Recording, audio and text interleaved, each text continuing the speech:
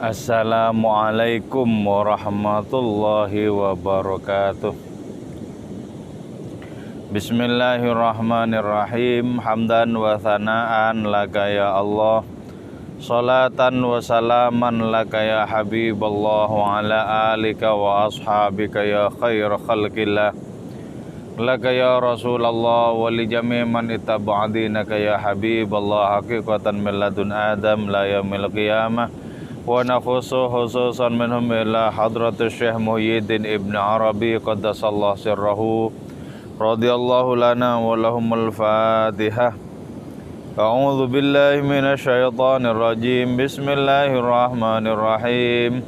Alhamdulillahi rabbil alamin arrahmanir rahim maliki yaumiddin. Iyyaka na'budu wa iyyaka nasta'in ihdinas siratal mustaqim. Shiratal ladzina an'amta 'alaihim ghairil maghdubi 'alaihim waladdallin. Amin.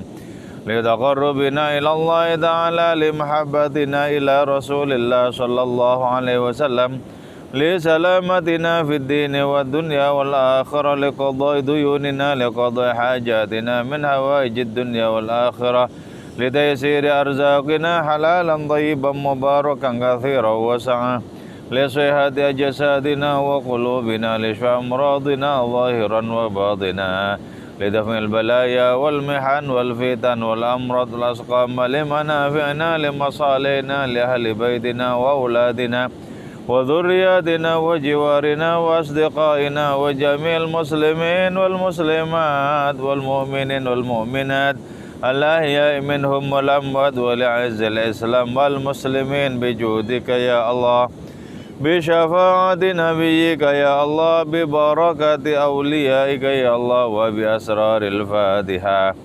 A'udzu billahi minasy syaithanir rajim. Bismillahirrahmanirrahim. Alhamdulillahi rabbil alamin arrahmanir rahim maliki yaumiddin. Iyyaka na'budu wa iyyaka nasta'in ihdinas siratal mustaqim. Shiratal ladzina an'amta 'alaihim ghairil maghdubi 'alaihim waladdallin. Amin. Alhamdulillahi rabbil alamin. Saudara-saudaraku semua, kita bisa bersua kembali di dalam kajian kitab Hikam karya Syekh Muhyiddin Ibn Arabi qaddasallahu sirrahu. Oke, saudara-saudara semua, salam sehat selalu, salam sejahtera selalu. Moga-moga kita senantiasa berada dalam lindungan Allah Subhanahu wa Ta'ala yang Maha Pengasih dan Maha Penyayang. Oke, kita lanjutkan kajian ini. Moga-moga menjadi manfaat dan barokah untuk kita, juga untuk keluarga kita. Amin ya mujibas sa'ilin. Qala al-musannifu rahimahullahu ta'ala wa nafa'na bi'ulumihi wa maddana bi'asrarihi wa fadha alaina min barakatihi wa bikum amin. Bismillahirrahmanirrahim. La yabruzu li sirrillah illa man tabaddalat arduhu wa sama'uhu. Oke. Manusia itu merupakan miniatur alam semesta. Kalau Al-Quran sering menyebut adanya langit dan bumi, maka secara substansial langit dan bumi itu ada di dalam diri manusia. Langit itu menunjuk kepada ruh manusia, sementara bumi itu menunjuk kepada jasad dan segala perangkatnya, termasuk di dalamnya adalah nafsu. Nah, dua hal penting itu, yaitu langit dan bumi di dalam diri manusia, itu merupakan perangkat sebenarnya untuk bisa memasuki rahasia keilahian. kalau dua perangkat itu memiliki kesiapan untuk bercengkrama dengan rahasia-rahasia keilahian, maka seseorang dengan dua perangkat itu akan senantiasa menyaksikan kehadiran Allah pada segala sesuatu. Akan tetapi, ketika dua perangkat itu belum diasah dengan semestinya, belum dikukuhkan dengan semestinya secara spiritual, maka orang hanya akan menyaksikan karya-karya ilahi dan tak menyaksikan kehadiran-hadiratnya pada karya-karya itu sendiri. Nah, di sini kemudian diungkapkan oleh Syekh Muhyiddin Ibn Arabi, tidak mungkin orang itu bisa menyaksikan dengan gamblang rahasia Allah Ta'ala kecuali kalau bumi orang itu sudah tergantikan. Kalau langit orang itu juga sudah tergantikan. Tergantikan apanya? Ya, yaitu tergantikan fungsinya menjadi fungsi rohani semata-mata. Contoh konkretnya itu ya. Misalnya begini. Sifat dari jasad manusia dengan segala perangkatnya, terutama nafsu yang menjadi kekuatan jasad itu sendiri, nah, itu akan bisa memasuki rahasia keilahian ketika nafsu jasadiyah itu sudah berubah menjadi sifat kemalaikatan. Jadi ketika nafsu jasad sudah berubah menjadi sifat kemalaikatan. Nah, kemalaikatan yang dimaksud adalah potensi jasad itu murni diorientasikan kepada Allah Ta'ala, kepada keagungannya, kepada keindahannya.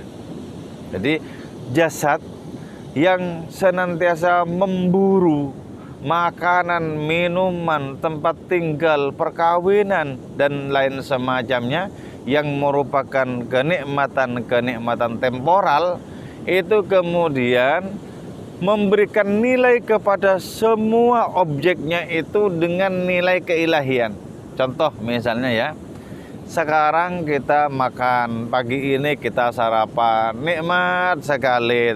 Nah, nikmatnya jasad itu, nikmatnya lidah lahiriah itu kemudian digantikan dengan adanya nikmat rohani, bahwa makan itu menjadi sarana transaksi transenden dengan Allah Subhanahu wa Ta'ala. Nah, itu berarti apa?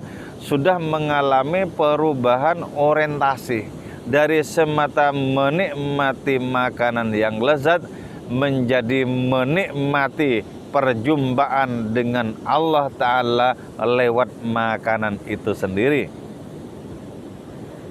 Bukankah segala sesuatu di dunia ini bisa dijadikan pintu untuk bersua dengan hadiratnya, termasuk juga pintu berupa makanan, berupa minuman, berupa tempat tinggal, berupa pernikahan dan lain semacamnya.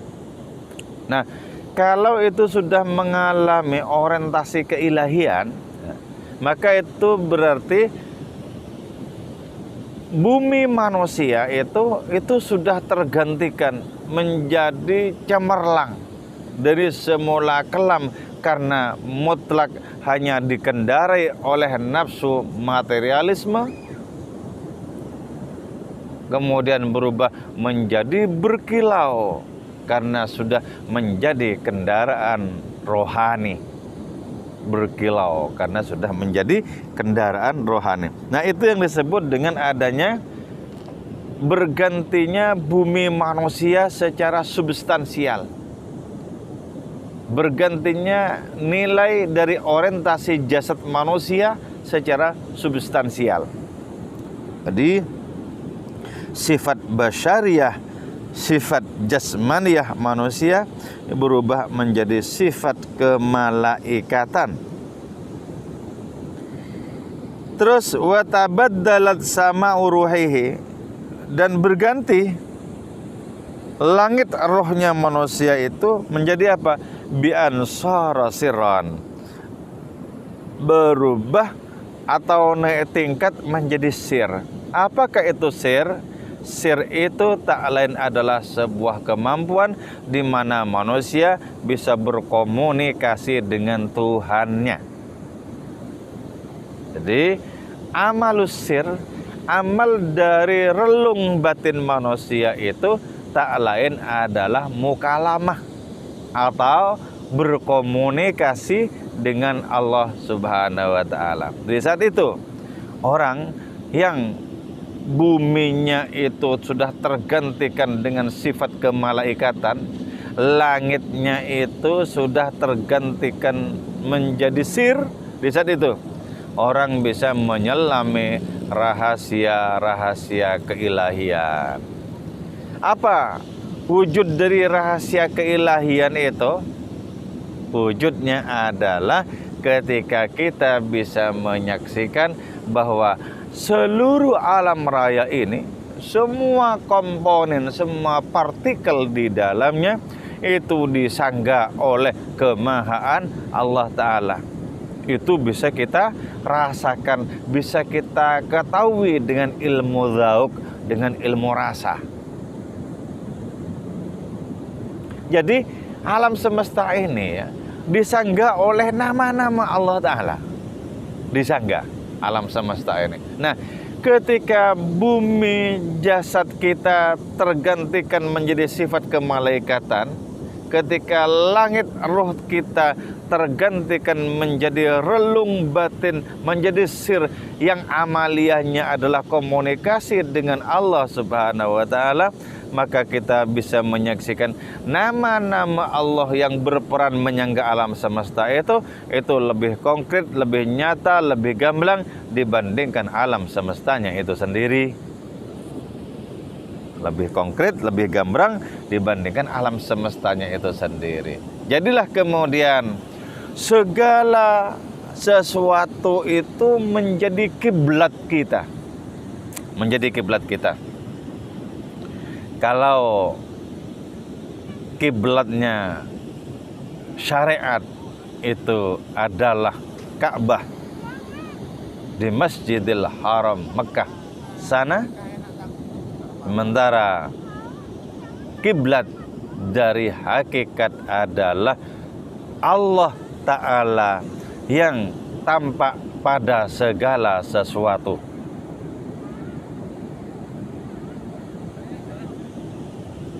Fa'ainama tuwallu fathamma wajhullah. Kemanapun engkau hadapkan dirimu, maka di sanalah hadir Allah Subhanahu wa ta'ala. Jadi kalau begitu ya, kalau pandangan kita tertuju kepada penyangganya, bukan kepada segala sesuatu yang disangga, yang hakikatnya tidak ada itu. Kalau pandangan batin kita tertuju kepada penyangganya, maka jelas hakikat segala sesuatu itu tak lain adalah Allah Subhanahu wa ta'ala. Hakikat segala sesuatu itu hadiratnya. Di saat itu kita akan berhenti mencari hadiratnya. Bagaimana tidak berhenti? Wong segala sesuatu itu merepresentasikan kehadiran Allah Subhanahu wa ta'ala. Merepresentasikan kehadiran hadiratnya.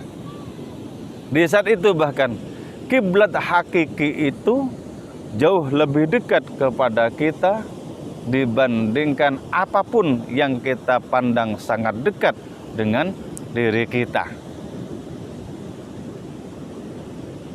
Di saat itu kita menyaksikan Allah Ta'ala itu memenuhi segala sesuatu, meliputi segala sesuatu. Muhitun bikulli syai'. Nah, kapankah itu bisa terjadi? Yaitu idzas taula sultanul haqiqati ala mamalikil khalifah. Itu ketika sultan hakikat itu menguasai seluruh alam ciptaan di pandangan batin seseorang. Jadi ini perkara pengalaman rohani. Perkara pengalaman rohani. Jadi karena itu kita hidup di tempat yang sama dengan orang-orang, belum tentu pengalaman rohani kita sama dengan orang-orang lain, itu belum tentu sama. Sama seperti ketika orang berjumlah ratusan atau bahkan ribuan di sebuah masjid melakukan gerakan yang sama, membaca bacaan yang sama, tapi samakah pengalaman rohani mereka dalam berjumpa dengan Allah Ta'ala lewat sebuah ruangan bernama masjid itu? Itu tidak sama. Tergantung kepada seberapa steril hati kita dari apapun yang disebut sebagai selain hadiratnya itu. Jadi semakin tidak punya hasrat kita kepada selain hadirnya, maka akan semakin gamblang kita menyaksikan peran dan kehadiran Allah Subhanahu wa Ta'ala itu di mana-mana.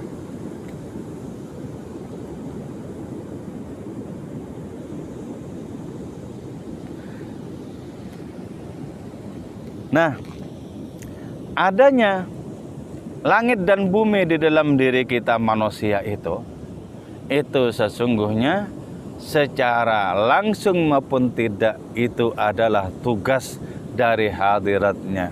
Jadi di bumi yang kelam ini ya, yang merupakan simbol bagi jasad ini ya, itu sangat mungkin kita berubah menjadi berkilau, menjadi gemerlapan ketika bumi jasad ini sudah sepenuh-penuhnya dikelola oleh ruh kita, dikelola oleh akal Rabbani diri kita,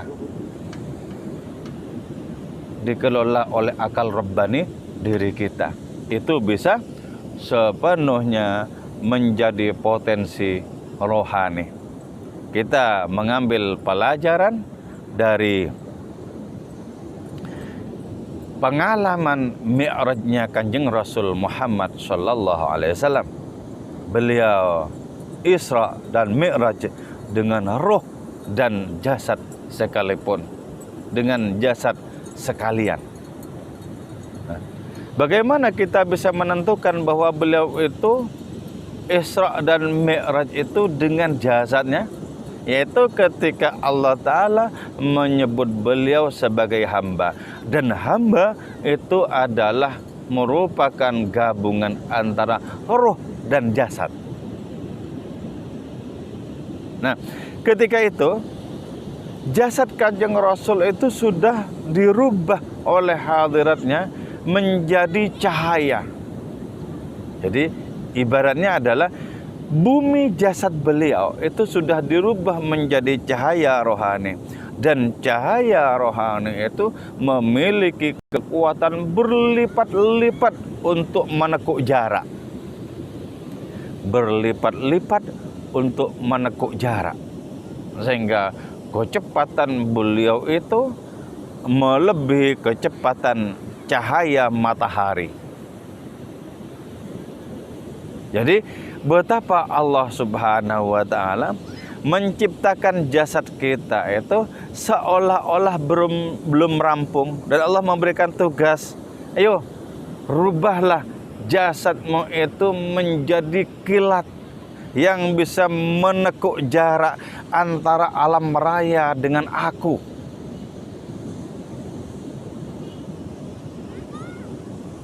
Jadi bagaimana dengan demikian kita memberikan nilai kepada jasad kita, sehingga jasad kita itu menjadi tidak saja cemerlang, tapi memiliki kekuatan tempuh yang sangat dahsyat. Bayangkan, minal akwan ilal mukawin, dari adanya alam ciptaan menuju penciptanya.